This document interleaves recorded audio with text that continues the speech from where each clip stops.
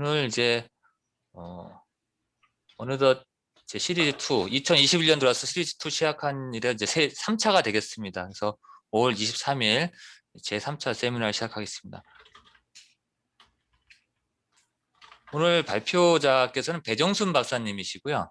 지금 현재 경북대학교 인문대학 외래교수, 그 다음에 청소년 상담학회 국가정책개발위원장하고 상담수련 감독을 지금 현재 역할을 해주시고 계십니다. 주요 경력을 보시면 주로 방송 쪽에서 많이 활동을 하신 것 같습니다. 그래서 TBC하고 대구 MBC 프리랜서로 97년부터 2001년까지 활동을 하셨고요. 2005년부터 11년까지는 KBS 한국방송공사에서 방송 작가로 활동하셨습니다. 그 다음에 2012년부터 13년까지는 TVN 대구교통방송에서 방송 진행자 겸 방송 작가로 활동을 하셨습니다. 그리고 경북대학교, 대구교대, 그다음에 경북대학교에서 초빙 교수라든가 외래 교수로 연구원 이렇게 역할을 해주셨습니다. 이렇게 간단하게 발표자 소개를 마쳤고요. 오늘 발표 주제는 미래 융합 인재와 소통이라는 주제로 발표를 해주시겠습니다. 네, 그래서 제가 지금 공유하기를 제가 권한을 드렸습니다. 그래서 공유하기 해서 진행해 주시면 될 것 같습니다. 네, 반갑습니다. 안녕하세요. 배정순입니다. 그럼 제가 준비한 내용 공유하고 시작하도록 하겠습니다.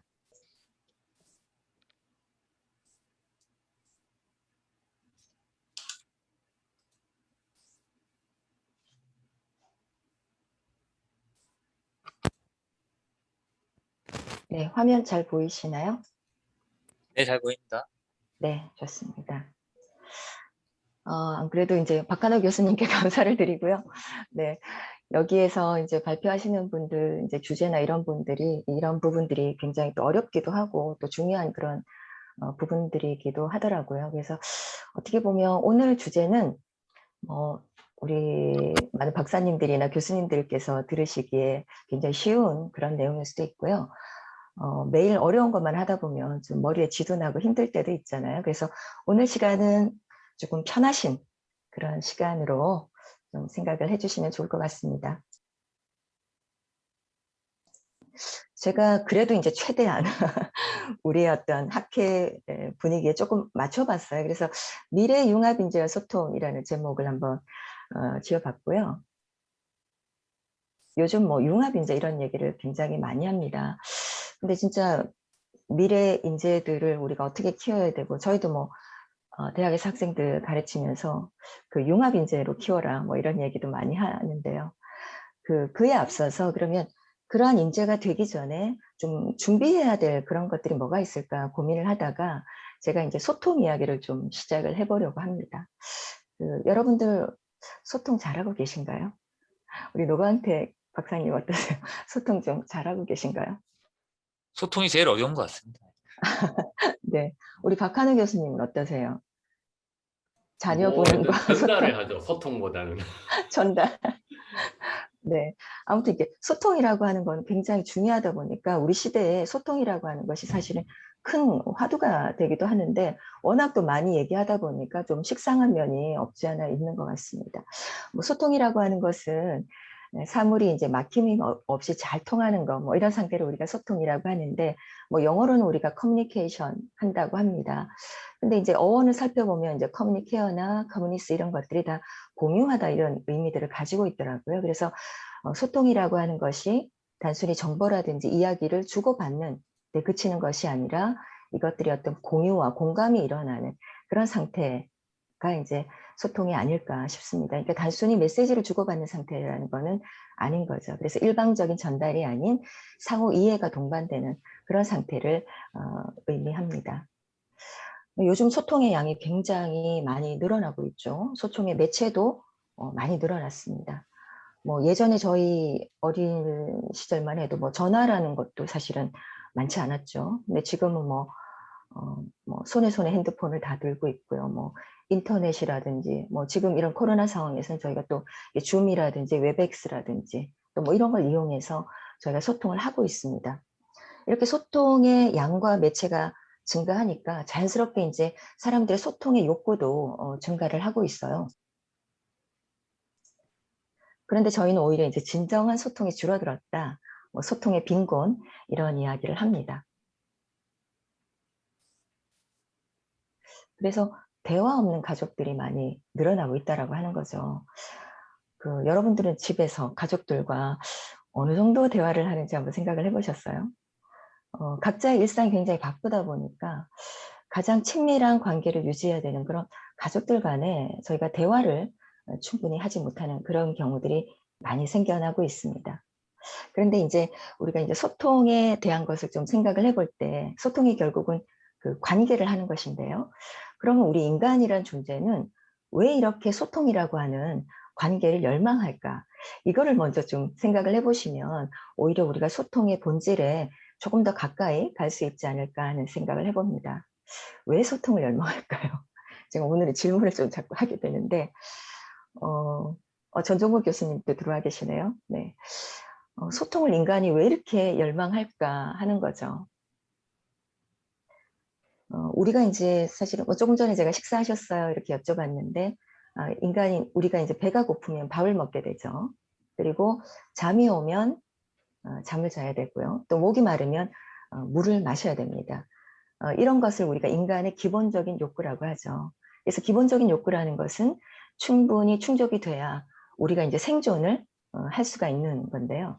바로 인간 관계라고 하는 것도 물을 마시거나 잠을 자는 것과 같은 인간의 아주 기본적인 욕구라고 하는 거죠. 그렇기 때문에 이것이 굉장히 중요할 수밖에 없는 문제이죠. 그런데 이제 우리가 이제 다양한 대인관계 속에서 어떤 인간관계 욕구를 충분히 충족하지 못하거나 지속적인 실패를 경험할 경우에는 바로 이제 정신질환의 원인이 된다라고 많은 심리학자들은 얘기를 하고 있습니다. 그래서 관계의 어려움은 곧 정신병리, 또 마음의 병으로 이어질 가능성이 굉장히 높은 거죠. 물론 뭐 관계의 어려움을 겪는다라고 해서 모든 사람이 다 병리에 걸린다라고 이야기할 수는 없겠지만 이미 현재 어떤 다양한 마음의 병리를 경험하는 분들은 이미 이제 관계의 어려움을 가지고 있다는 걸 알 수가 있어요. 저도 이제 상담 현장에서 상담을 해보면 사실 모든 것들이 이제 관계에서 비롯되거든요. 어떤 특정한 사람이 굉장히 문제가 있다라기보다는 그 사람과 어떤 특정인이 서로 관계할 때 부딪히는 거거든요. 그래서 예를 들어서 이런 거예요. 뭐 저는 예를 들어서 우리 박한우 교수님 굉장히 유머러스 하시고 뭐 재미있고 뭐 소탈하시고 스마트하시고 좋다 이렇게 막 칭찬을 한다라는 거죠.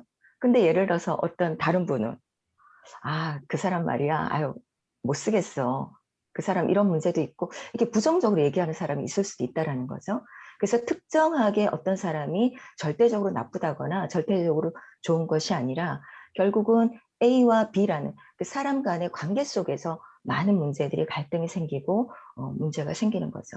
그래서 우리가 이미 뭐 간단하게 우울증이라든지 혹은 뭐 정신분열, 요즘 뭐 조현병이라고 하죠. 뭐 강박장애라든지 공황장애, 공포장애, 다양한 이런 병리를 경험하고 있는 분들은 어떤 관계 속의 문제를 가지고 있거나 현재 상태에서 관계가 거의 불가능한 그런 경우들이 굉장히 많다라고 하는 거죠. 뭐 그리고 우리가 굳이 뭐 병리까지 가지 않더라도 성격이 굉장히 소심하다든지 뭐 내성적이고 비사교적이면 다양한 대인 관계 속에서 어떤 커뮤니티 속에서 이렇게 충분히 자기 효능감을 발휘 못하는 경우들이 굉장히 많습니다. 그래서 우리가 이 소통, 관계라고 하는 것은 하나의 큰 어떤 순환 흐름이라고 볼 수가 있는 거죠. 그래서 물이 흐르지 않고 고이면 썩는 것처럼 우리의 어떤 그 대인 관계도 원활하게 이렇게 하나의 사이클을 흐름을 타는 것이 굉장히 중요하다.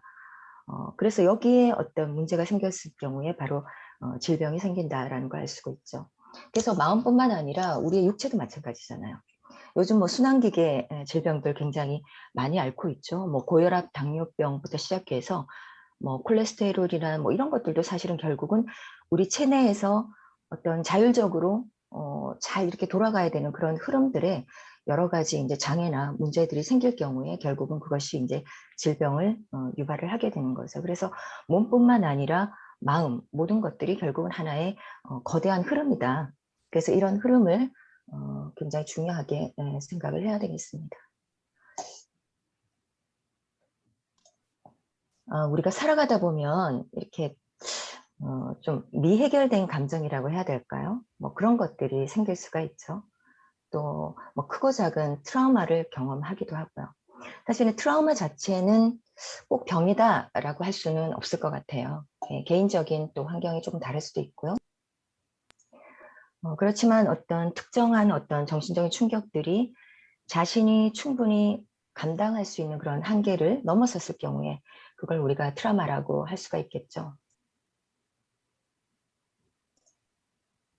그리고 이제 해결하지 못한 감정들은 반드시 어떤 시기가 되면 이제 부메랑이 되어서 이제 돌아온다고 합니다.